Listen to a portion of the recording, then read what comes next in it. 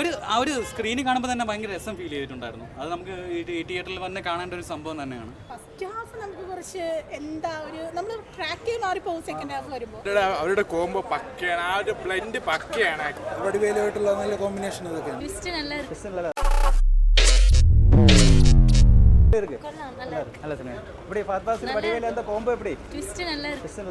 Half നമുക്ക് കുറച്ച് നമ്മൾ ട്രാക്കിൽ മാറിപ്പോകും. സെക്കൻഡ് ഹാഫ് വരുമ്പോൾ ഫസ്റ്റ് ഹാഫ് നമ്മൾ വിചാരിക്കും ഓക്കെ ഒരു ഫീൽ ഗുഡ് പോലെ പോകുമായിരിക്കും. പക്ഷേ സെക്കൻഡ് ഹാഫ് ത്രില്ലിംഗ് ടൈപ്പ്.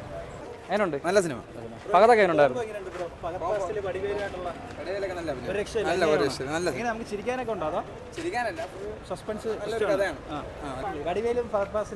നല്ല അടിപൊളി ഒരുപാട് തമാശ ചിരിക്കാനൊക്കെ ചിരിക്കാനുണ്ട്, എന്നാൽ സസ്പെൻസും ഉണ്ടായിരുന്നു. ഭയങ്കരമായിട്ട് അടിപൊളിയായിരുന്നു.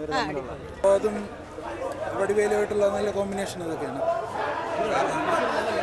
എന്നാ ഒരു മെസ്സേജ് ഉണ്ട്, അത് സസ്പെൻസ് പോലെ കാണണമായിരിക്കും. നല്ല ഫാമിലി അഭിനയം നല്ല അതിന്റെ യൂഷ്വൽ ഇതാണ്. അടിപൊളി സിനിമയായിരുന്നു. ചിരിക്കാനൊക്കെ ഉണ്ടായിരുന്നു. ചിരിക്കാനൊക്കെ അത്യാവശ്യം ഉണ്ടായിരുന്നു. പിന്നെ അങ്ങോട്ട് ക്ലൈമാക്സ് ഒക്കെ എത്തി ഭയങ്കര ട്വിസ്റ്റിംഗ് കാര്യമൊക്കെ. ക്ലൈമാക്സ് കുറച്ച് ട്വിസ്റ്റിംഗ് ആണ്, എന്തായാലും ഇഷ്ടപ്പെടും, എല്ലാവരും പോയി കാണുക. ഒത്തിരി ഇഷ്ടപ്പെട്ടു. കാരണം ഒരു പ്രെഡിക്റ്റബിൾ സ്റ്റോറി ലൈനിലാണ് പടം മുന്നോട്ട് പോകുന്നത്.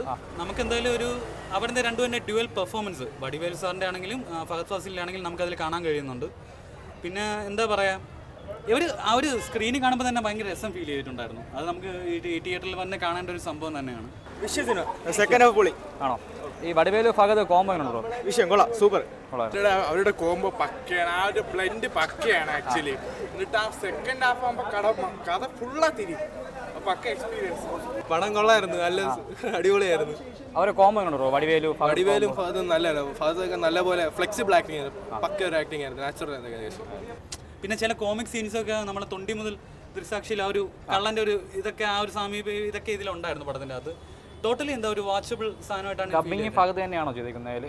പുള്ളിക്കാരൻ തന്നെ ഡബിങ് നീറ്റായിട്ട് ചെയ്തിട്ടുണ്ട്. കാരണം തമിഴ് പുള്ളിക്കാരൻ മലയാളികൾ പോയി ചെയ്യുമ്പോൾ ഒരു സൗണ്ട് ചെറിയ വ്യത്യാസം വരാറുണ്ട്. അല്ല, നമ്മളിപ്പോൾ വേട്ടയൻ സിനിമ ഉണ്ടല്ലോ, അതിൽ പുള്ളിക്കാരൻ തന്നെയാണ് ഡബ് ചെയ്തിരിക്കുന്നത്. അതല്ല ഫ്ലൂവൻ്റ് ആയിട്ട് പുള്ളിക്കാരൻ ചെയ്തിട്ടുണ്ട്. ആ ഒരു ടച്ച് കിട്ടിക്കഴിഞ്ഞാൽ നോർമലായിട്ട് ആ പടം അതിലങ്ങ് പോകും. പിന്നെ വടിവേലു സാറിൻ്റെ പെർഫോമൻസ് ആണ് എടുത്ത് പറയേണ്ടത്. കാരണം പുള്ളിക്കാരൻ ഭയങ്കര കോമഡിയൊക്കെ കാണിച്ച് പുള്ളിക്കാരൻ ഈ ഒരു ക്യാരക്ടർ പറ്റൂല എന്നുള്ളൊരു ഇതിലായിരുന്നു.